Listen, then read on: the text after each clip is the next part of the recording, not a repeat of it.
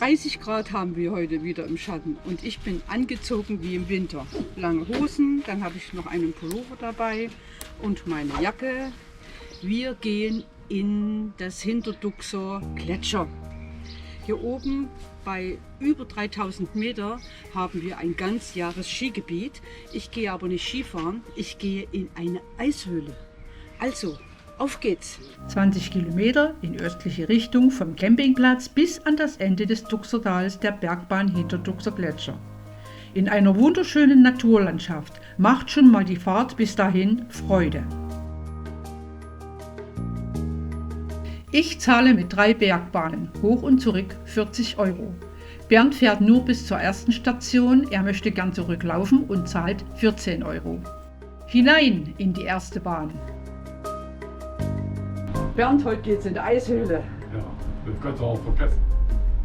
Und du gehst auf das Sommerbergalm. Ja, da gäbe es eine Wirtschaft da oben. Das ist gut für dich. Ja. Und dann warte ich auf dich, bis du tiefgefroren wiederkommst. Ich stau dich dann wieder auf, mein Schatz. Kriegen dich schon wieder warm. Siehst du bist schon da. Bei 2100 Metern der ersten Station ist mein Mann schon angekommen. Er ist auf der Sommerbergalm und möchte gerne wieder zurücklaufen. Für mich geht's in die zweite Bahn.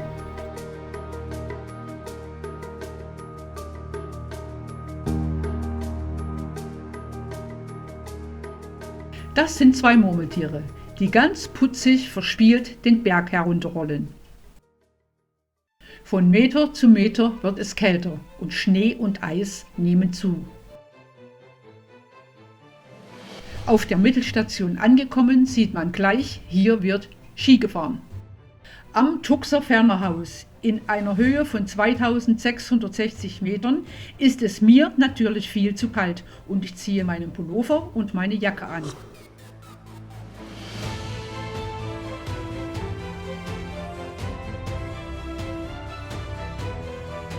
Ich schaue eine Weile den Skifahrern zu und gehe dann voller Erwartungen, was da noch kommt, in den Gletscherbus 3, der mich bis in die frostige Höhe von 3250 Metern bringen wird.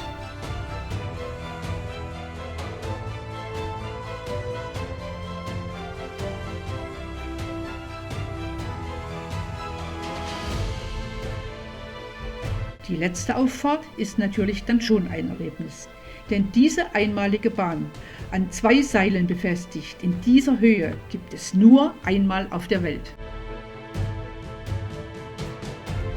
Angekommen in 3250 Meter Höhe, bei Eis und Schnee, mitten im Sommer, der Hammer.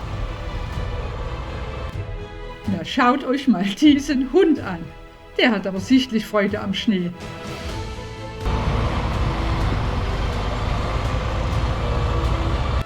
Natürlich ein Traum hier oben, ne? Bei 3200 Metern.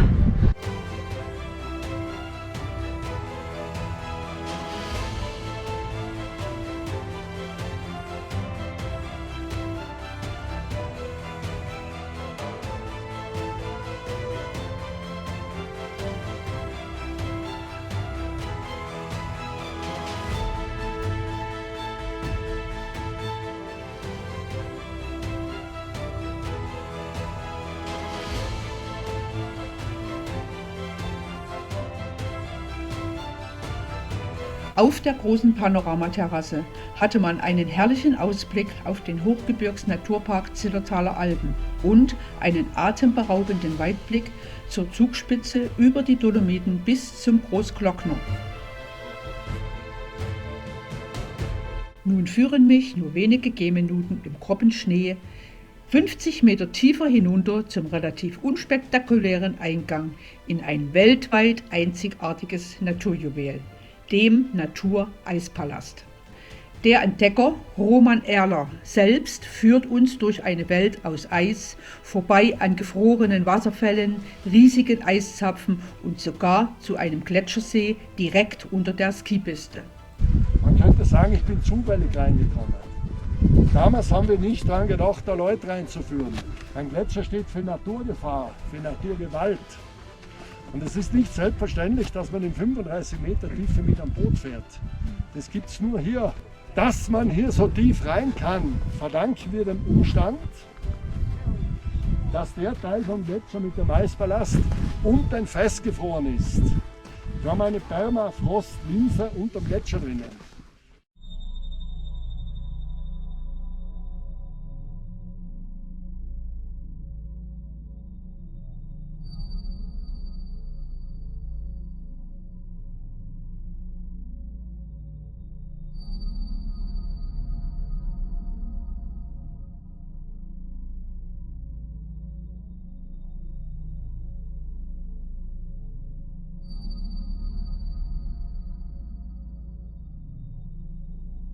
(2007) wurde die Höhle von Roman Erler aus Zufall entdeckt. Die Temperatur hier unten beträgt Sommer wie Winter 0 Grad Celsius. Bis 10 Meter lang können hier Eiszapfen bestaunt werden. Und warum sehen wir hier blau? Ich habe erfahren, dass alle Farben vom Gletscher absorbiert werden. Nur das blaue Licht findet den Weg durch die Eiskristalle und es lässt uns das Eis in Blau erscheinen.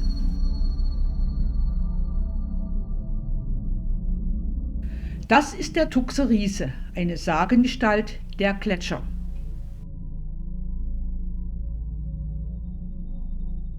Hier sehen wir weltweit den tiefsten Forschungsschacht, der von renommierten Universitäten genutzt wird. Und das ist der Taucheinstieg. Im wassergefüllten Eisschacht sind Extremsportler wie Taucher und Eisschwimmer unterwegs.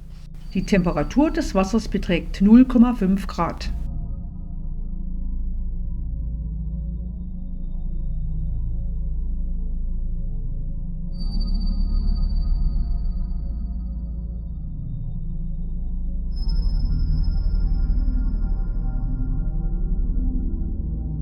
Und das letzte Highlight ist eine Fahrt mit dem Boot über das glasklare Eiswasser des Eispalastes.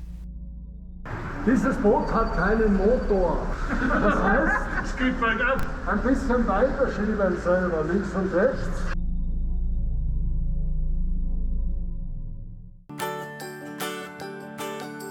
Nach einer Stunde des Staunens und Bewunderns im ewigen Eis geht es wieder der Sonne zu.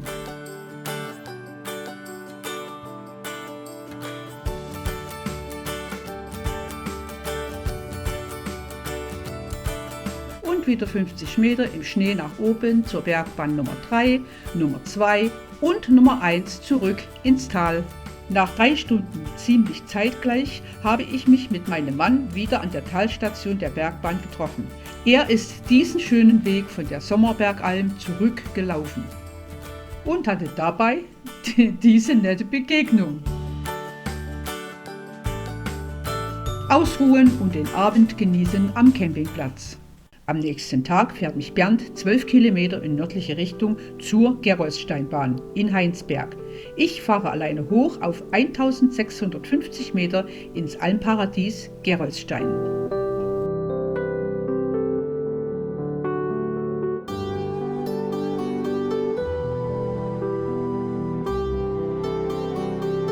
Wie schön ist das denn?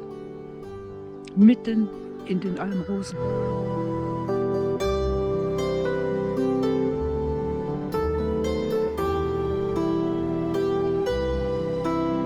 Der Almflieger. Nichts für schwache Nerven. Action in unvergesslicher Vogelperspektive. 738 Meter saust man mit 50 Stundenkilometer über die Bergwiesen des Gebietes Gerolstein. Übrigens, es gibt auch einen 400 Meter langen alpinen Klettersteig in der beeindruckenden Gerolstein-Felswand. Doch all diese Action ist nichts mehr für mich. Ich gehe weiter auf einem Trampelpfad über blühende Almwiesen auf die 2166 Meter hohe Gerolsteinwand zu.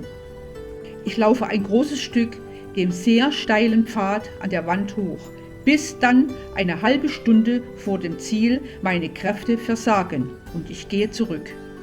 Über eine schöne Alm zum Sonnenstüberl Arbiskogel in 1830 Meter Höhe. Und ich gönne mir einen Apfelstrudel mit Vanillensoße und einen Kaffee.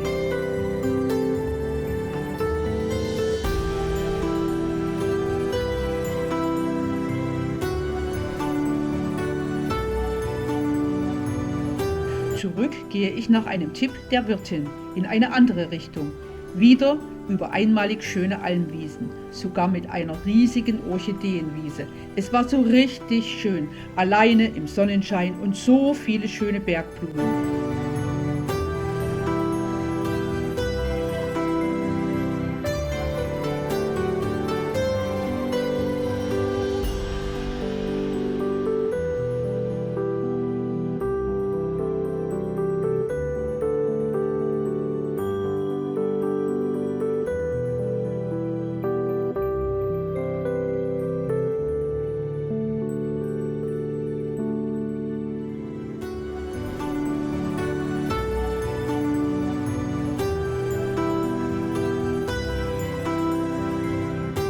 Doch das Glück währte nicht lange, denn genau hier verlor ich den Weg.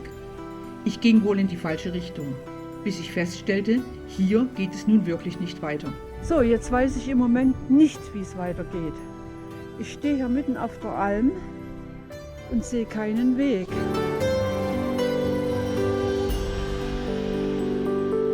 Und weil ich in den Bergen nichts riskiere, gehe ich den anstrengenden Weg zurück bis zur Gaststätte und dann wieder den Weg, den ich gekommen war, wieder in die Bergbahn und auf dem Campingplatz.